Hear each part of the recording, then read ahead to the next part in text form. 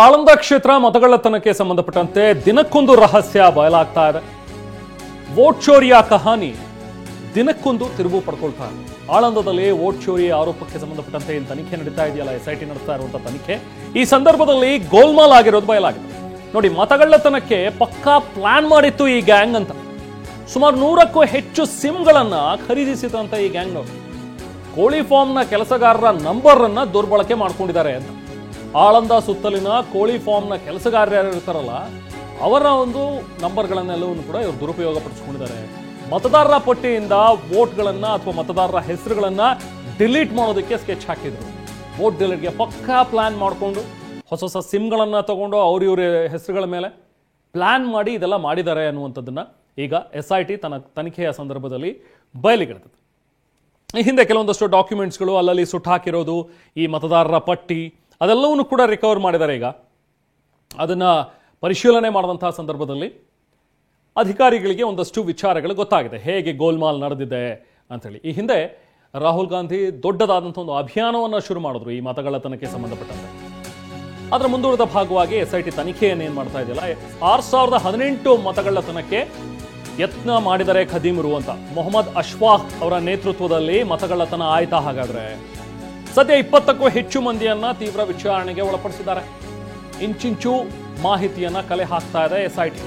ದುಬೈನಲ್ಲಿದ್ದಾರಂತ ಅಶ್ವಾಕ್ ಅಂತೇಳಿ ಈತ ಪ್ಲಸ್ ಇನ್ನೊಂದು 6 ಜನ, ಇವರೆಲ್ಲ ಸೇರ್ಕೊಂಡು ಮಾಡಿದ್ದಾರೆ ಅನ್ನೋ ಅನುಮಾನ.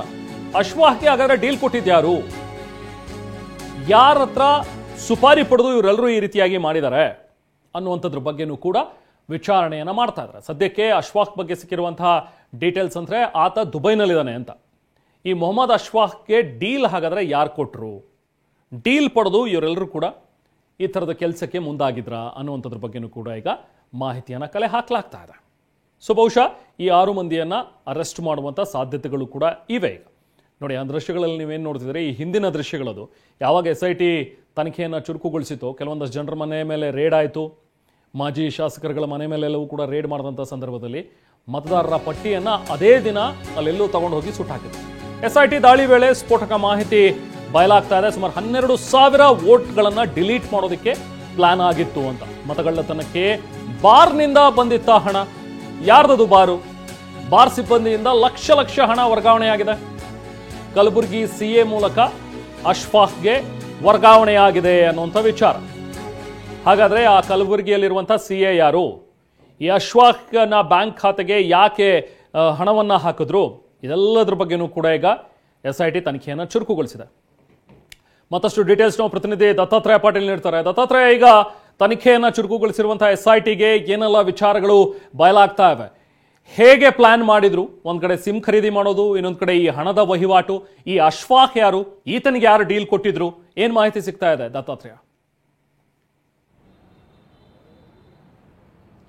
ರೆಹಮಾನ್, ನಿಜಕ್ಕೂ ಏನು SIT ತನಿಖೆಯನ್ನು ನಡೆಸ್ತಾ ಇದೆ. ಆ ತನಿಖೆ ವೇಳೆ ಸಾಕಷ್ಟು ಏನು ಅಂತಂದರೆ ಸ್ಫೋಟಕ ಸತ್ಯಗಳು ಬಯಲಾಗ್ತಾನೆ ಇದೆ ಅಂತಲೇ ಹೇಳ್ಬೋದು. ಯಾಕಂತಂದರೆ ಕಳೆದ ಒಂದು ವಾರದ ಹಿಂದೆ ನಡೆದಂಥ ಆ ರೇಡ್ಗಳು ಏನಿದ್ವು SITದು, ಆ ರೇಡ್ ವೇಳೆ ಸಿಕ್ಕಂಥ ಕೆಲವೊಂದಿಷ್ಟು ದಾಖಲೆಗಳು ಸದ್ಯ ಇಡೀ ಕೇಸೇನಿದೆ ಆ ಕೇಸ್ ಏನಿದೆ ಆ ಕೇಸ್ಗೆ ಸಾಕಷ್ಟು ಪುಷ್ಟಿ ಕೊಡುವಂಥ ದಾಖಲೆಗಳು ಸಿಗ್ತಾ ಇರ್ತಕ್ಕಂಥದ್ದು. ಯಾಕಂತಂದರೆ ಯಾವಾಗ ಮೊಹಮ್ಮದ್ ಅಶ್ಫಾಕ್ ಏನಿದ್ದಾನೆ ಅವನ ಬ್ಯಾಂಕ್ ಖಾತೆಯ ವಹಿವಾಟನ್ನು SIT ಕೆದಕ್ತು, ಆವಾಗಲೇ ಗೊತ್ತಾಗಿದ್ದು ಇದೊಂದು ಪಕ್ಕಾ ಡೀಲ್ ಅನ್ನುವಂಥದ್ದು SITಗೆ ಸದ್ಯ ಆ ಮೇಲ್ನೋಟಕ್ಕೆ ಗೊತ್ತಾಗಿರ್ತಕ್ಕಂಥದ್ದು. ಯಾಕಂತಂದರೆ 2022ರಿಂದ 23 ಫೆಬ್ರವರಿಗೆ ಅಶ್ಫಾಕ್ ಆ ಖಾತೆಗೆ ಬಂದಿರತಕ್ಕಂಥ ಹಣ ಮತ್ತು ಆತನ ಖಾತೆಯಿಂದ ಬೇರೆ ಬೇರೆ ಅಂದರೆ ಆತನ ಆ ಕಾಲ್ ಸೆಂಟರ್ನಲ್ಲಿ ಕೆಲಸ ಮಾಡ್ತಿದ್ದಂಥ ಇನ್ನೂ 5 ಜನ ಏನಿದ್ರು, ಜುನೈದ್, ನದೀಮ್, ಅಕ್ರಮ್ ಮತ್ತು ಇನ್ನೂ 4 ಜನ ಏನಿದ್ರು, ಅವ್ರ ಖಾತೆಗೂ ಕೂಡ ಹಣ ವರ್ಗಾವಣೆ ಆಗಿತ್ತು. ಈ ಹಣ ಎಲ್ಲಿಂದ ಬಂತು ಮತ್ತು ಇವರ ಖಾತೆಗೆ ಹಣ ಹಾಕಿದ್ಯಾರು ಅನ್ನೋದನ್ನು ಕೆದಕ್ತಾ ಹೋದಾಗ ಅದು ಬಾರ್ ಒಂದರ ಉದ್ಯೋಗಿಯಿಂದ ಹಣ ಬಂದಿದ್ದು ಅನ್ನೋದನ್ನು ಸದ್ಯ SIT ಖಚಿತಪಡಿಸ್ತಾ ಇರ್ತಕ್ಕಂಥದ್ದು. ಹೀಗಾಗಿ ಏನಂತಾರೆ SIT